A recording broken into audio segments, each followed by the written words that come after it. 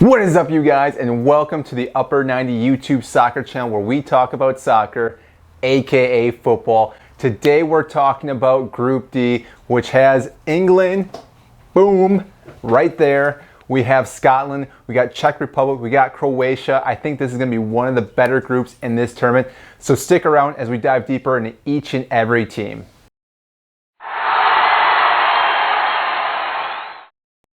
For those that don't know who I am, my name is Michael Forstner, huge soccer fan, and today we're diving deeper into Group D. Now, I want to start with Czech Republic because I think this is the team that could be a dark horse in this tournament. In this group, I could see three teams coming out, and I think Czech Republic could be one of those teams, but actually anyone could really come on this team. So Czech Republic, there's one player that everyone is talking about, and that is Tomáš Souček, who had a phenomenal season this past year at West Ham, and I think he can really dictate the midfield for this national team. Now, there's some other players in this team like Vidra, who are up top, that can also help this squad, but I think it's going to come down to how Tomáš Souček can actually carry this team throughout the tournament. So if he can play a pivotal role in this team, I see them winning at least one game, whether that's against Scotland or even England, and drawing another game, getting 4 points, which I think should be enough to see them actually move on to the knockout stages, even if they take third place. The next group that we have is Scotland. Now, Scotland is another team that I feel like could advance in this group, and they could also crash and burn. They have a lot of great players. Their midfield, I think, is stacked, in my honest opinion. I think they have quite a few players from the Premier League that will really link together and play well for this team, but also their wing backs. They have Robertson and they have Tierney coming off and playing on the outside of the defense that can move up, play some balls into the box, and hopefully one of their forwards can score. Che Adams, I believe he'll probably be starting. Even though he didn't have the best of seasons at Southampton, I think he's still a player that can score a few goals in this tournament. But again, their midfield is so good. I think McGinn could be a guy that can score a few goals. Obviously, I think Robertson can score a free kick or score somewhere.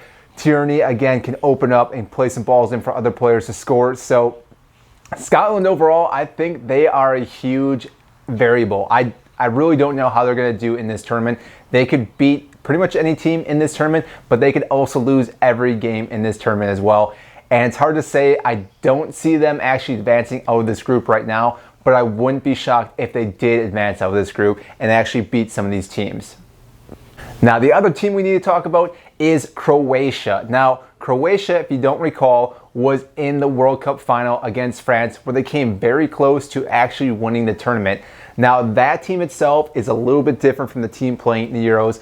One of the biggest players that's missing from that team is Ivan Rakitic, who happened to stop playing for international. There's been some things going on with that, but the fact that he's not playing, I think, is a huge issue for this national team, because obviously Modric is a huge player, Ballon d'Or winner a couple years ago. Him and Rakitic could really link up and play well. The fact that that great player that he could rely on is not there now, he has to rely on some other players. I don't see this team doing as well, but yet they still have a lot of great players. They still have tenacity to beat teams, and obviously they can go very far in a tournament, which we saw in the World Cup. So overall, I think they're another team that could push past a bunch of teams and make it to the knockout stage. Again, I think it's going to end up how they play their first two matches. If they can get some points from their first two matches, that's going to dictate how they play that last match. And obviously, if they don't win anything in the first two, that last game's not really going to matter too much, because I think after that, they're pretty much going to be knocked out. So we'll see what they bring. And then last on the list, we have to talk about England. Now, England is a team that you really root for, you hope they do well, but this could definitely be a group where they crash and burn, because again, like I've mentioned before, they could lose every single match in this tournament. They could lose to Scotland, they could lose to Czech Republic, they could lose to Croatia and not have any points throughout this tournament.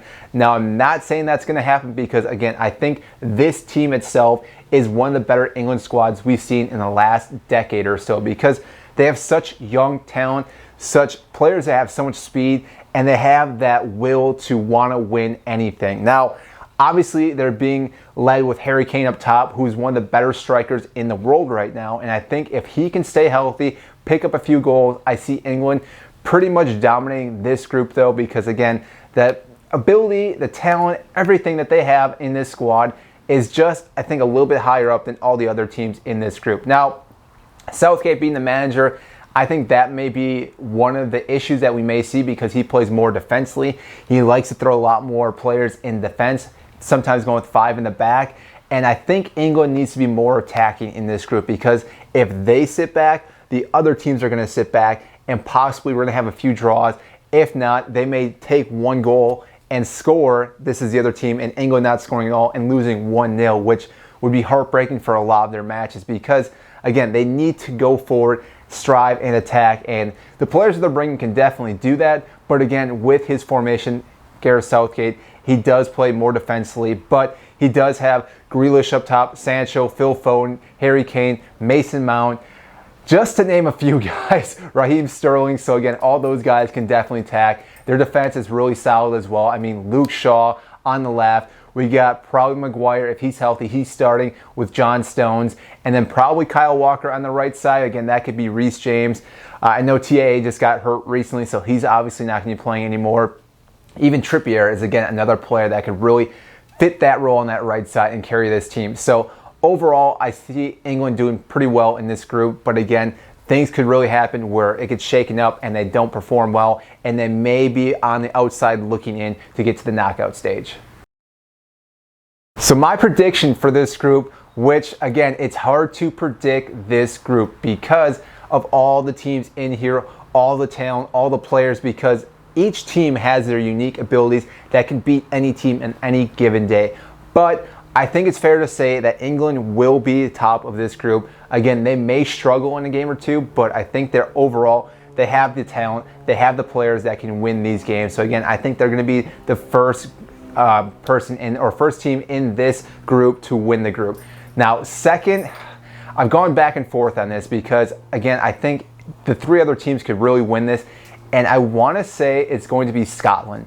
Now, this, again, may be a shock for people to see this or hear this because Scotland, again, I think their midfield is so good that they can beat any team too. And I see them possibly drawing against England, beating Czech Republic, and beating Croatia. And I know I said earlier that they may be the 3rd place team, but again, I could see them actually taking 2nd in this group. And then 3rd, I see Croatia. I think they're the team that, again, can win a few games or draw a few matches and possibly get that last spot into the knockout stages by being the 3rd winner-up or runner-up, I should say, in this group and therefore advancing. The problem is that, again, they're missing a key player.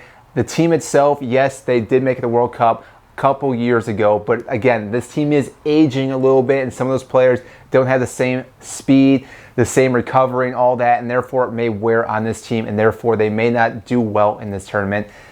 And then lastly, we have Czech Republic as the 4th team in this group. And again, I just have to say that I do want to see them do really well, but I don't think they have all the skills, all the talent to push past these other teams. Now again, like I said, they can beat any other team in this group, and therefore I think it really matters how they play their first match, how they open up in this tournament, because if they can win that first match, that will give the team so much momentum to go forward and win the next game, if not draw, which then it could be anyone's game. So really, this group itself, I think is another toss-up, and I'm really looking forward to watching this group. So that's all I have for you today. I really hope you enjoyed this video.